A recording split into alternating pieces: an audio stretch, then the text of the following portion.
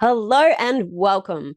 I'm Haley, and I'm so excited to find other photographers who love getting creative with your cameras. In this tutorial, you'll discover how to use a glue stick, water drops, and your macro lens to capture intriguing abstracts.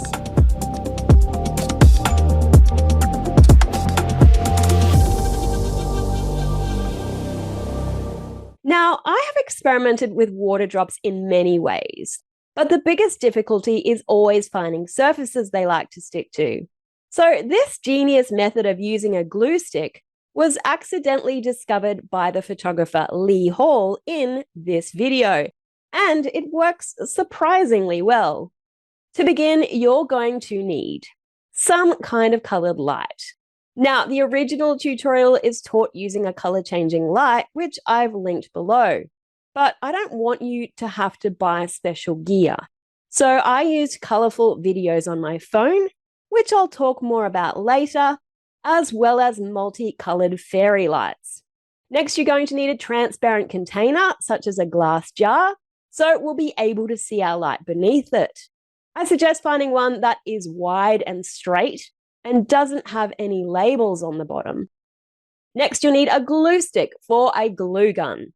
You don't actually need the glue gun for this, just the glue sticks, plus a way to heat them, such as a lighter. A water spritzer with the nozzle turned to create a fine mist, and some kind of table to put everything on. Now, as water drops and glass jars are reflective, I suggest setting up this project in a darker room to minimize any distractions, just like your garage, if you have one. But first, we want to create the framework for our drops to sit on. So to do that, you're going to grab a glue stick and heat it using a lighter. We'll then dab that to one side of your container and pull the strand tightly across to the other side, where we'll dab again to connect it, and then twist and pull it down to break the strand. We'll do this a few times to create a web-like structure that is going to hold our water drops. Then we need some kind of color-changing light source. For this, I went to pixabay.com and searched for color-changing videos. I'll link a few in the comments below.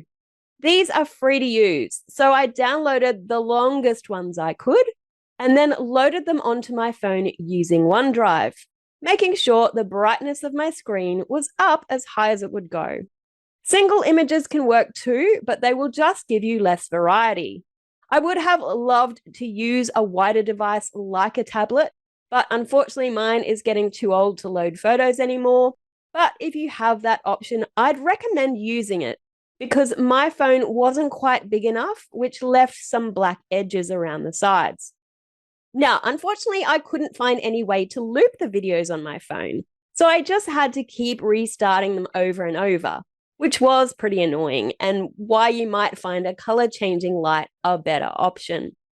If that sounds too techy for you, I'm also going to show you another setup that I've used before in this video, where you'll take a pane of glass out of a picture frame, prop it up with some piles of books, and place our color-changing fairy lights underneath.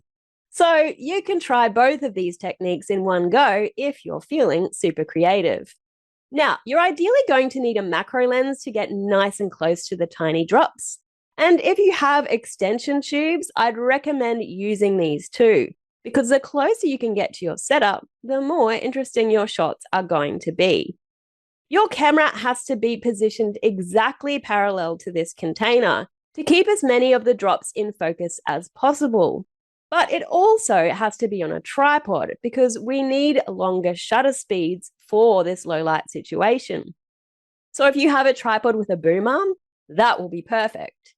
Sadly, I don't have that option, so I had to position my tripod over my setup, which was annoying because it limited the space I could use underneath. And then I swiveled the ball head so my camera was facing directly down. I love my tripod, don't get me wrong, but if you're into creative photography, you'll find one with a boom arm much more useful. Next, we're going to mist some water drops onto our pre-prepared jar. Do this away from your setup to avoid drops going everywhere, and you may need to pour the excess water out every now and then. It's better to spray the glue strands lightly and build up the drops slowly rather than trying to add bigger drops that may just drop off because of their weight. Then just give your jar a wipe to remove any excess moisture and pop it on top of your phone or tablet.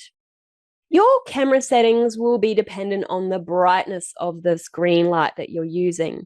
And I found I varied mine a bit because sometimes I wanted a narrower aperture to see the background better, and sometimes I wanted a wider aperture to blur it out. Also, the longer the shutter speed, the more the colors start to blur together and create this sort of muddy color. But I mainly used around 0.4 of a second, f5.6, and ISO 100 as a starting point. The other thing you want to do is make sure your lens's image stabilization switch is off and use your 2-second timer to avoid any blur caused from pressing your shutter button or from moving the jar around, as the drops tend to shake. For focus, you ideally want to manually dial this in and recheck it every now and then to make sure it hasn't shifted. I was using my Canon R6 for this and found the focus peaking feature extremely handy to see what was in focus. Luckily, with your camera in this position, it's pretty easy to check the back of your screen, so you won't hurt your back continually bending over or crouching. Then you'll just want to move your jar around for different looks or prepare a few different structures so you have some variations to play with. If you're finding the base color is too bright, you can add some greaseproof paper over your device, or even pour a tiny bit of milk into the bottom of the jar as a form of diffusion. But I didn't really find the need for either. I also tried creating some refractions in my drops by using still images with bigger pictures, but found these didn't work so well, unfortunately. The next thing I did was to try using fairy lights. This was difficult due to the extremely limited size of my table, and a pane of glass wouldn't fit underneath my tripod unless I extended the lens higher, which made the camera too far away. So instead, I found a round container, one with frosted plastic to diffuse the lights since I knew they'd be a bit brighter, and shoved part of the fairy lights underneath. If you're finding the lights are too bright with this option, this is where using milk or greaseproof paper might prove useful. Another thing you can try is popping a sheet of holographic card underneath your vessel, just if you have some lying around, and shining a torch onto it through the side of the jar, which creates interesting bokeh. By this stage, my structure was nearing collapse, so these photos aren't super interesting. And that's another thing worth noting. The glue will eventually get so wet it just clumps together and drops right off. So having some backup jars may come in handy. Now, honestly, I was kind of bored while photographing this one because there just wasn't a whole lot to experiment with, and I was expecting the shots to look pretty similar. But actually, I was amazed how good these looked when I saw them on the back of my computer. So I kind of wish I'd put in a bit more effort. Now, if you've enjoyed this project and are keen to try some similar techniques, then I'll be teaching 4 more liquid art projects inside my next monthly creative photography class.